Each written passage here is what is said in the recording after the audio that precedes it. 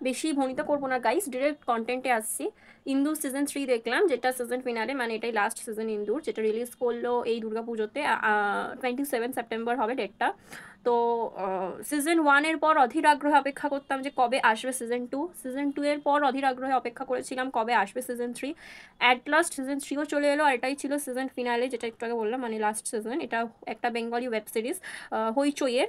যারা হইচই দেখো বা ওয়েব সিরিজ দেখো, বেঙ্গলি ওয়েব সিরিজ তারা জানো। যারা দেখো না বা জানো না তাদের জন্য স্পেশালি ভিডিওটা করা। যদিও হইচইয়ের ওয়েব সিরিজগুলো হিন্দি ল্যাঙ্গুয়েজেও করা হয়, ইভেন এই ওয়েব সিরিজটা যেটা নিয়ে কথা বলছি সেটা হিন্দি ল্যাঙ্গুয়েজও করা আছে। তোমরা বেঙ্গলিতে চাইলে বেঙ্গলিতেও দেখতে পারো, সেম অ্যাপে গিয়ে সাবস্ক্রাইব করে। অবভিয়াসলি হ্যাঁ, সাবস্ক্রাইব করতে হবে, কারণ সাবস্ক্রাইব না করলে ফার্স্ট একটা কি দুটো এপিসোড তোমরা ফ্রি দেখতে পাবে, বা কিছু কিছু সিনেমা হয়তো তোমরা ফ্রি দেখতে পাবে, বাট সব জিনিস কিন্তু তোমরা ফ্রিতে পাবে না। তো সেটা সাবস্ক্রিপশন চার্জ আলাদা আলাদা, সেটা যে যা যেমন, মানে অ্যাপটা ইনস্টল করার পর যখন রেজিস্টার করবে তখনই তোমাদেরকে শো করে দেবে, সেই বিষয়ে আমি যাচ্ছি না। যেটা বলার সেটা হচ্ছে সিজন 1 আর সিজন 2 একটা টান টান উত্তেজনা, একটা মানে কম্প্যাক্ট থ্রিল, কম্প্যাক্ট সাসপেন্স, মানে সমস্ত কিছু আর কি ভরে ভরে ভরে ভরে ছিল। এবং যেটা আমি একটু আগে বললাম যে অধীর আগ্রহ অপেক্ষা করে থাকতাম কবে নেক্সট সিজন আসবে, কবে নেক্সট সিজন আসবে, এরকম। আর প্রত্যেকের অভিনয় এমন লেভেলের ছিল, এমনভাবে চিত্রনাট্যটা লেখা, আমি চিত্রনাট্যকারের নামটা এই মুহূর্তে মনে নেই, আমি স্ক্রিনে দিয়ে দেবো, তোমরা দেখে নিও, বা আমি ডেসক্রিপশন ক্যাপশনও দিয়ে দেবো, তো অবশ্যই তোমরা দেখে নিও। তো এমন সুন্দরভাবে, ওই বলে না যে নিখাত বুনিয়াদ, একটা বাংলায় কথা আছে, নিখাত বুনিয়াদ বা নিখাত বুনন, এরকম টাইপের মানে ফ্রেজটা। তো একদম সেইভাবে আর কি চিত্রনাট্য লেখা, এবং চিত্রনাট্যের প্রয়োজনে প্রত্যেকটা ক্যারেক্টারই এখানে ইম্পর্টেন্ট। মানে সে হতে পারে বাড়ির কাজের লোক, বা সে হতে পারে কোনো আগন্তুক, বা সে হতে পারে বাড়ির মালকিন, মানে প্রত্যেকটা ক্যারেক্টার ইকুয়ালি ইম্পর্টেন্ট, এবং প্রত্যেকটা ক্যারেক্টার একে অপরের সাথে রিলেটেবল। একজন না থাকলে আরেকজন ইনকমপ্লিট, লিটারালি এরকম। এবং প্রথমেই বলি যে এটা একটা থ্রিলার ধর্মী ওয়েব সিরিজ, সাসপেন্স ধর্মী, থ্রিলার ধর্মী ওয়েব সিরিজ, যেখানে একটা মেয়ের বিয়ের পর থেকে তার লাইফে কী কী ঘটা শুরু করলো। অবভিয়াসলি সেটা অ্যারেঞ্জ ম্যারেজ ছিল। তো সে একটা নতুন সংসারে যায়, এবং নতুন সংসারে যাওয়ার পর থেকে বললে ভুল বলা হবে, যারা সিজন 1 দেখেছো তারা জানো যে সেই নতুন সংসারে যাওয়ার আগে থেকেই তার লাইফ নিয়ে অলরেডি ঘোটালা হয়েছিল কিছু না কিছু। সেটা যদিও বা ম্যানেজেবল ছিল, বা নিতান্তই নগণ্য ছিল, কিন্তু সে যে পরিবারে গেল বিয়ের পর, সেখানে অনেক আগে থেকেই, মানে অনেক রকম যেরকম হয়ে থাকে আর কি পুরোনো দিনের বনেদি বাড়ি বা সম্ভ্রান্ত পরিবারের আনাচে কানাচে অন্দরে প্রতিটা ইটে, একটা কথাই বলে না যে কেচ্ছার, মানে যা হয় আর কি, সব বড় বড় বাড়ির বড় বড় ব্যাপার স্যাপার। তো বাট কেচ্ছা ওয়ার্ডটা তো খুব একটা ভালো ওয়ার্ড নয়, সেটা আমরা সবাই জানি। ন্যাচারালি সেখানেও যে খুব ভালো কিছু ছিল একদমই নয়, অনেক কিছু সম্মুখীন তাকে হতে হয়েছিল, এবং একটা টাইমে তাকে, মানে সে বাধ্য হয় শার্লক হোমস হতে, এবং বিয়েটাও বলতে গেলে সে বাধ্য হয়েই করে।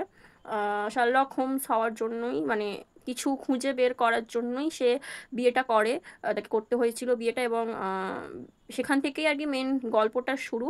এবং যেটা বলার যে প্রত্যেকের অভিনয় এমনই, আমি সবচেয়ে বেশি এখানে ক্রেডিট দিতে চাই স্ক্রিপ্টকে, স্ক্রিপ্ট রাইটারকে আমি সবচেয়ে বেশি ক্রেডিট দেবো, তার কারণ উনি স্ক্রিপ্টটা এমনভাবে লিখেছেন, এমনভাবে উনি প্রত্যেকটা ক্যারেক্টারকে সাজিয়েছেন, প্রত্যেকটা ক্যারেক্টারকে উনি এমনভাবে একে অপরের সাথে রিলেট করেছেন, মানে কেউ ধরতে বা বুঝতেই পারবে না যে অ্যাকচুয়াল ক্রিমিনালটা কে, বা অ্যাকচুয়াল কালপ্রিটটা কে। বা একটা সাসপেন্স বা থ্রিলারে হয় না প্রথম থেকে একটা যে এ কিছু করেছে বা ও কিছু করেছে, প্রথম থেকে প্রত্যেকটা ক্যারেক্টারকেই দোষী বলে মনে হবে, বাট যেটা সিজন ফিনালেতে দেখাবে, আমি একদমই সেটা রিভিল করব না, গ্যারেন্টি দিয়ে বলতে পারি যে তোমরা ছিটকে যাবে দেখলে, ছিটকে যাবে। যে মানে ক্লাইম্যাক্সটা তোমরা দেখবে, একদম ডেডলি ক্লাইম্যাক্স যাকে বলে, এবং তোমাদের ধারণার বাইরে হবে সেটা। নিজেও পাজেল বা নিজেও কনফিউজ হয়ে গেছিলাম ক্লাইম্যাক্সটা দেখে যে এটা কি হলো, মানে দারুণ দারুণ দারুণ। মানে দুর্গাপুজোর মধ্যে এরকম একটা মানে উপহার, এরকম একটা উপহার ওয়েব সিরিজ প্রেমীদের দেওয়ার জন্য ডিরেক্টর অয়ন চক্রবর্তী স্যারকে মানে ধন্যবাদ দিয়ে একদমই ছোট করব না, অসংখ্য মানে তাকে অভিনন্দন জানাই। তার আগামী কাজগুলো যেন আরও আরও ভালো হয়। কালরাত্রি 2ও আসছে, ছোট করে বলে দিলাম, ডিরেক্টর অয়ন চক্রবর্তীরই ডিরেকশনে। তো যাই হোক, যেটা নিয়ে বলছি সেটাই আসি, যেখানে আমি সবার প্রথমে অবভিয়াসলি বলবো ট্যালেন্টেড অ্যাক্ট্রেস ঈশা সাহাকে নিয়ে। সিজন 1 থেকেই মানে মনে হয়েছিল এটা দেখে যে ইন্দু যদি কেউ হয় বা হতো, তিনি ছাড়া মানে পসিবল হতো না ইন্দু, মানে ইন্দু যেন ইটসেলফ ঈশা সাহার জন্যই তৈরি হয়েছিল। ঈশা সাহা ছাড়া ইন্দু না, বা ইন্দু ছাড়া ঈশা সাহা নয়, মানে হয় না একটা একে অপরের পরিপূরক, ঠিক তেমনই প্রত্যেকটা ক্যারেক্টার। আমি নাম নেব ট্যালেন্টেড অ্যাক্টর আরেকজন সুহদ্র মুখার্জি, আমি তাকে এই মানে তার ফার্স্ট কাজ আমি দেখি এই ইন্দু সিজন ওয়ানই তার ফার্স্ট কাজ দেখি, তারপর থেকে তার একে একে অনেক কাজ দেখি। আমি তানসেনের তানপুরা দেখি, ডাকঘর দেখি, বেসিক্যালি ইনি ওয়েব সিরিজই বেশি করে থাকেন। আমি আরও কাজ দেখেছি, আমার এই মুহূর্তে মনে পড়ছে না যদিও। হ্যাঁ, তিনি সিরিয়ালও করেছিলেন, স্টার জলসায় প্রথমে কাদম্বিনী, মনে পড়লো এক্ষুনি, দেখেছিলাম সেখানে তিনি ডক্টর কাদম্বিনী গাঙ্গুলির ভাই বা দাদা কোনো একটার পার্ট তিনি প্লে করেছিলেন। খুব ট্যালেন্টেড একজন অ্যাক্টর, যেটা লাস্টে গিয়ে একটা মানে জায়গা থাকবে যে আসল হিরো, মানে হিরোইন তো অবভিয়াসলি ঈশা সাহাই, এবং যাকে ঘিরে গল্পটা ইন্দু, মানে নাম ভূমিকায় আর কি তিনিই ছিলেন। এবং হিরো বলতে গেলে যে এভাবেও যে কোনো গল্পে বা কোনো চিত্রনাট্যে বা কোনো ছবিতে বা কোনো ওয়েব সিরিজে যদি মানে যে হিরো হওয়া যায়, এটা সুহদ্র মুখার্জিকে না দেখলে বা তার ক্যারেক্টারটাকে না দেখলে বা তাকে ঘিরে যে স্ক্রিপ্টটা লেখা হয়েছে সেটা না দেখলে হয়তো বোঝা যেত না। এবং তার যে ক্যারেক্টারটা সেটা শুধুই তার জন্য, তিনি না থাকলে হয়তো সেটা, হয়তো কেন, তিনি না থাকলে একদমই সেটা পসিবল হতো না ক্যারেক্টারটা প্লে করার। এবং আরও যারা আছেন, অ্যাক্ট্রেস পায়েল দে, মানে তার অভিনয় তো অনবদ্য, প্রত্যেককে প্রত্যেককে, প্রতিভাবান অভিনেত্রী মানসী সিনহা, তার অভিনয়ও মানে ভীষণই ভালো, যিনি ইন্দুর একটা মানে দজ্জাল শাশুড়ির ক্যারেক্টার প্লে করেছেন। এবং কেন দজ্জাল, কি বৃত্তান্ত, মানে সেটা আমি বলবো না, সেটা যারা দেখেছো সিজন ওয়ান সিজন টু তারা পারলে কমেন্টে বলে যাও। যারা দেখোনি তাদের আমি বলবো, যারা সিজন থ্রি এখনও দেখোনি তাদের আমি বলবো জলদি দেখে এসো, মানে আর দেরি করো না। আর যারা সিজন ওয়ান সিজন টু দেখোনি তাদের আমি বলবো কি করছো, মানে প্লিজ তোমরা দেখো, দেখে এসো। আমি আমি আমি লিটারেলি আমি ইনসিস্ট করছি, এটুকু বলতে পারি তোমরা তো কোনো দিক দিয়ে কোনোভাবে বোর হবে না। উল্টে তোমরা মানে যেটা আমি একটু আগে বললাম যে তোমরা অধীর আগ্রহী হয়ে থাকবে যে এরপর কি হতে চলেছে, এরপর কি হতে চলেছে। আর এটা এমন একটা ওয়েব সিরিজ যেটা, অনেক ওয়েব সিরিজ বলো বা অনেক সিনেমা বলো, কি হয় না, ঠিক আছে এখন এই হাফটা দেখলাম বাকি হাফটা পরে, বাট এটা এমনই একটা না, তোমাকে লিটারেলি তোমার সিট থেকে উঠতে দেবে না। মাইন্ড ইট, আমি এটা মানে অল অফ করে বলতে পারি, তুমি যে জায়গায় বসে বা যে জায়গায় দাঁড়িয়ে তুমি জিনিসটা দেখবে সেখান থেকে তোমাকে নড়তে দেবে না যতক্ষণ না সেটা ক্লাইম্যাক্স অবধি তুমি পৌঁছাচ্ছ। সো লাস্টে এটুকুই বলার যে ভীষণ ভীষণ ভীষণ মানে আমরা অ্যাজ আ ভিউয়ার্স আমরা কেউ এক্সপেক্ট করিনি যে ক্লাইম্যাক্সটা এরকম হবে, বা এরকম হতে পারতো, মানে ধারণার বাইরে ছিল, ছিটকে যাওয়া ক্লাইম্যাক্স, ডেডলি ক্লাইম্যাক্স।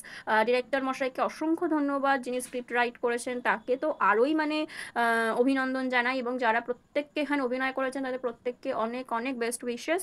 এবং অনেক অনেক মানে ধন্যবাদ এই জন্য জানাই যে বাঙালির জাতীয় উৎসব, প্রিয় উৎসব, এরকম একটা প্রোডাক্ট আমাদেরকে গিফট করার জন্য।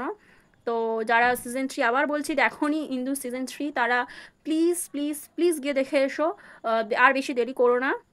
অলরেডি কিন্তু অনেক লেট হয়ে গেছে। হ্যাঁ, 27 সেপ্টেম্বর রিলিজ করেছিল। হইচই অ্যাপ ডাউনলোড করে রেজিস্টার করে সাবস্ক্রিপশন করো তোমাদের নিজেদের প্ল্যান মতন, ওখানে প্ল্যান দেওয়া থাকে, তোমরা দেখে করে নিতে পারো।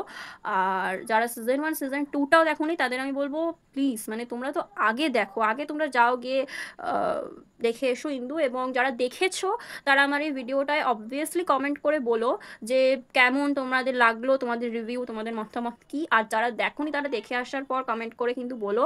আর ভিডিওটা প্রচুর শেয়ার করো, যাতে অনেকের মধ্যে ভিডিওটা ছড়িয়ে পড়ে, যাতে যারা দেখেনি তারাও দেখে আসতে পারে আমার এই ভিডিওটা শুনে, এবং যারা দেখেছো তারা যাতে তাদের রিভিউ আমার এই কমেন্ট বক্সে এসে জানাতে পারে।